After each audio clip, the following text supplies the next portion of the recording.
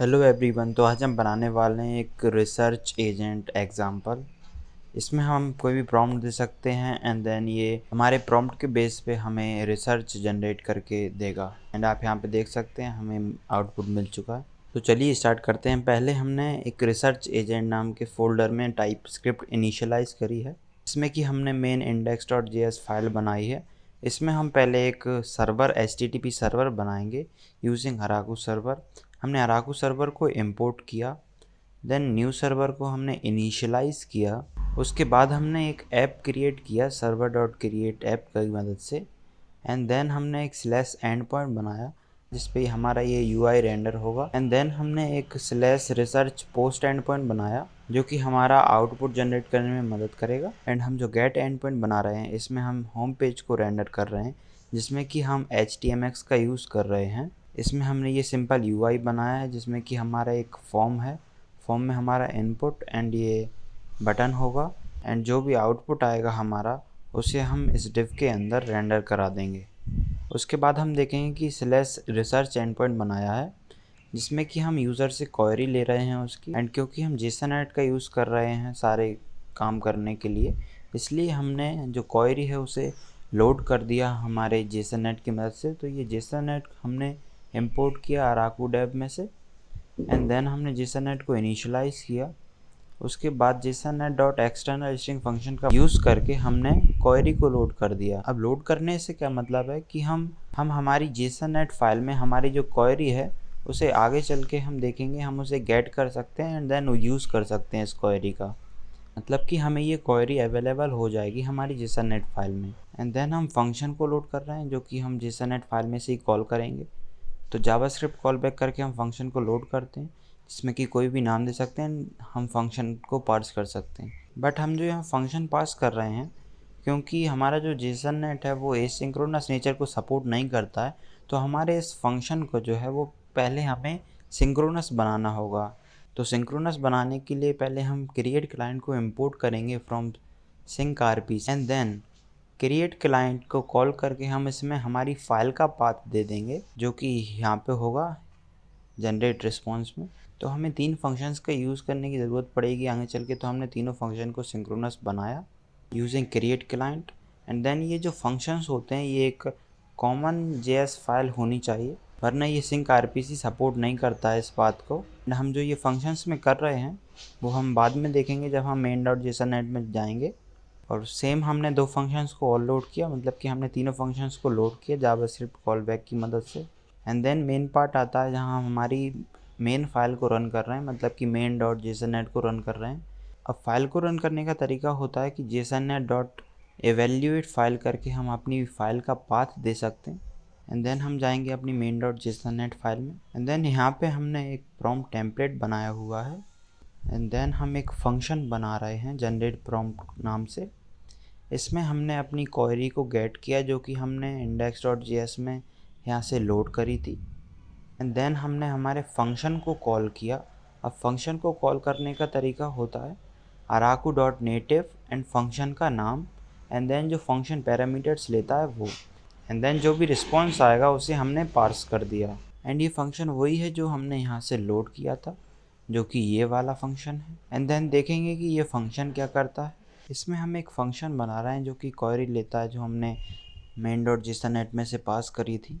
And then हम इस and point को हिट कर रहे हैं क्योंकि हमें कुछ ऐसा रिजल्ट देगा। एंड जो वैल्यूज़ हैं हम उनको हम यहाँ पे ले लेंगे। एंड देन अगर हम यहाँ पे देखें तो हेडर्स में हम एक की भेज रहे हैं जो कि आपको यहाँ से मिलेगी। एंड देन अब ये की हम जो है हमारे secret.jsonnet से ले रहे हैं जिसमें कि हम एक ऑब्जेक्ट को रिटर्न कर रहे हैं जिसमें की वैल्यूज़ होंगी हमारी ओपन API की होगी इसमें, एंड एक बिंग की API की होगी जो कि आपको यहाँ से मिलेगी। एंड देन हमने हमारी जो एवेल्यूएट फाइल के फंक्शन का मदद करके हमने सीक्रेट्स का पाथ दे दिया, मतलब कि इस फाइल का पाथ दे दिया। एंड देन हमको जो एक ऑब्जेक्ट मिलेगा उसमें से हमारी बिंग API की ले ली। एंड देन हमने इसको पार्स कर दी। एंड देन हमारा एक जो एरे मिलेगा जो कि ये वैल्यूज़ एरे होंगी, लाइक कुछ ऐसा दिखेगा, उसे हमने स्ट्रिंगीफाई करके रिटर्न कर दिया। एंड लास्ट में इस फंक्शन को एक्सपोर्ट भी किया है हम। एंड देन वापस main.jsonnet में चलते हैं। एंड देन हमें जो स्ट्रिंगिफाई करके जो रिजल्ट मिलेगा उसे हमने पार्स किया एंड देन हमने एक वेरिएबल बनाया जो कि ब्लैंक स्ट्रिंग होगा एंड देन हम एक रेंज क्रिएट कर रहे हैं, जैसे कि एक रेंज जो है वो एक एरे बन जाएगी इस फंक्शन की मदद कर से, जिसमें कि एलिमेंट्स होंगे 0 1 2 ऐसे करके, जैसे कि हम इसको पार्स कर सकते हैं एक लूप चलाने के लिए। एंड देन ये 0 से स्टार्ट होगी एंड ये हमारी लेंथ हमने यहाँ से ले ली, जो कि हमें एक एरे मिल रहा था यहाँ पे, उसकी लेंथ हमने दे दी 0 से लेके उसकी लेंथ -1 तक ये चलेगा, क्योंकि 0 से चल रहा है इसलिए हमने इस पे -1 किया। एंड देन हमारे जो URLs होंगे उन्हें हम स्क्रैप करेंगे यूजिंग दिस फंक्शन की मदद से, जो कि यहाँ पे इसमें हम सिंपली वेब स्क्रैपर को इंपोर्ट कर रहे हैं, इनिशियलाइज कर रहे हैं एंड देन गेट कंटेंट एक फंक्शन चला रहे हैं उस पर एंड उसको URL पास कर रहे हैं। एंड देन हम यहाँ पे अगर देखते हैं तो इस फोल्ड एल फंक्शन के अंदर हम हमारे वेब स्क्रैपर को कॉल कर रहे हैं यूजिंग araku.native करके। तो ये वेब स्क्रैपर हमको एक पूरा स्क्रैप करके दे देगा हमारे पेज का कंटेंट, जो कि URL हम यहाँ पे पास कर रहे हैं, उस पेज का कंटेंट हमें मिल जाएगा यहाँ पे। एंड देन हम क्या कर रहे हैं, हम JSON-NET में जावास्क्रिप्ट की तरह स्ट्रिंग में कॉन्कैट नहीं कर सकते, इसलिए पहले हमने एक वेरिएबल बनाया एंड देन हम इस फंक्शन का यूज़ कर रहे हैं जो कि एक एक्यूमुलेटर लेता है एंड देन एक इंडेक्स लेता है। और ये जो एक्यूमुलेटर होता है वो हमारी इनिशियल वैल्यू होती है और इनिशियल वैल्यू को हम यहाँ से पार्स करते हैं, मतलब कि ये जो डेटा है वो हमारा ये एक्यूमुलेटर है। अब ये डेटा क्या है हमारे पास, पहले तो हमारा ये डेटा ब्लैंक होगा, मतलब कि ये फंक्शन कितनी बार चलेगा जो कि हमारे यहाँ से आ रही है। एंड देन ये कितने आर्गुमेंट लेता है, एक तो फर्स्ट आर्गुमेंट फंक्शन लेता है, दूसरा आर्गुमेंट हम जो भी मतलब अपना वर्क करना चाहते हैं वो इसके अंदर करते हैं, एंड तीसरे में हमारी जो है वो रेंज रहती है, एंड चौथे में हमारा एक्यूमुलेटर होता है, मतलब कि जो इनिशियल वैल्यू होती है वो। एंड देन हम इस इनिशियल वैल्यू को चेंज कर सकते हैं, मतलब कि अब हम इसको चेंज कर सकते हैं हर आइट्रेशन पे। एंड देन आप सोच रहे हो कि हम डायरेक्ट ही इसको अपडेट क्यों नहीं कर रहे हैं, क्योंकि हम JSON-NET में अपनी ओरिजिनल वैल्यू को चेंज नहीं कर सकते, इसलिए हमें इस फंक्शन का यूज़ करना पड़ रहा है जो कि हर आइट्रेशन पे हमारी वैल्यू को अपडेट करते जाएगा। एंड देन जो अपडेटेड वैल्यू होगी, एंड देन हमने उस एरे में से हमारा URL निकाला एंड उसके बाद हम चेक करेंगे कि जो URL है वो PDF तो नहीं है, मतलब कि किसी PDF का URL तो नहीं है। एंड देन अगर नहीं है तो हम उसको स्क्रैप करेंगे एंड देन जो कंटेंट आएगा, मतलब कि जो स्ट्रिंग आएगी हमारे पास, उसके हम सिर्फ 400 वर्ड ले लेंगे इनिशियल 0 से लेके 400 तक। एंड देन जो हमारा एक्यूमुलेटर होगा, मतलब कि जो डेटा होगा, उसमें ऐड करते जाएंगे। देन हमें ये फाइनल डेटा मिल जाएगा जिसमें कि एक लॉन्ग स्ट्रिंग होगी। एंड देन हमारा जो क्वेरी आ रही थी जो कि हमने index.tsx में से ली थी, उसको हम इसकी जगह पे रिप्लेस कर देंगे, जो कि यहाँ पे क्वेश्चन होगा हम। एंड देन इस वेरिएबल में हमको हमारी ये प्रॉम्प्ट मिल जाएगी जिसमें ये क्वेश्चन जो है वो रिप्लेस हो चुका होगा हमारी एक्चुअल क्वेरी की जगह पे। एंड देन हम क्या करेंगे, अगेन रिप्लेस फंक्शन चलाएंगे जिसमें कि हम हमारी जो फाइनल डेटा मिल रहा था उसको रिप्लेस करेंगे विद द रिसर्च समरी से। एंड देन हमारी जो प्रॉम्प्ट होगी, जो कि अपडेटेड प्रॉम्प्ट होगी पूरी, उसको हम हमारे ओपन API को भेजेंगे।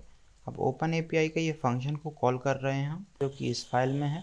इसमें हम सिंपली हमारे ओपन API को इंपोर्ट कर रहे हैं from araku-dev and then initialise कर रहे हैं। एंड देन जो हमारी API की है उसे हम इंपोर्ट कर रहे हैं हमारी secrets.jsonnet से।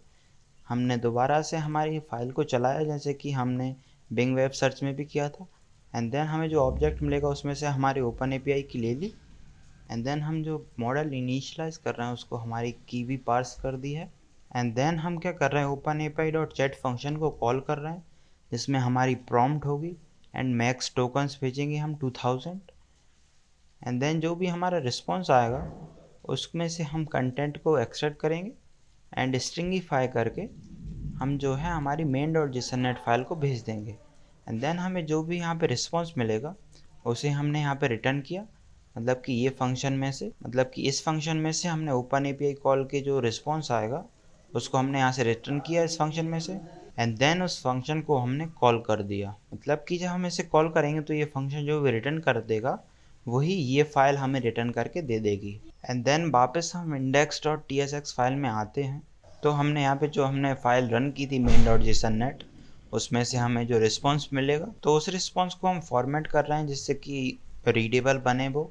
एंड देन हम रिटर्न कर रहे हैं सी डॉट जेसन करके रिस्पॉन्स को, एंड देन यहाँ पे हम सर्वर लिसन कर रहे हैं 3000 पोर्ट पे। एंड क्योंकि हम इसमें जेसन ऐड का यूज़ करना है इसलिए हमें इस कमांड का यूज़ करना पड़ेगा, node minus minus experimental minus wasm module, and हमारी फाइल का जो है वो पाथ दे देंगे। एंड चलिए इसे रन करते हैं, तो ये 3000 पोर्ट पे रन हो जाएगा।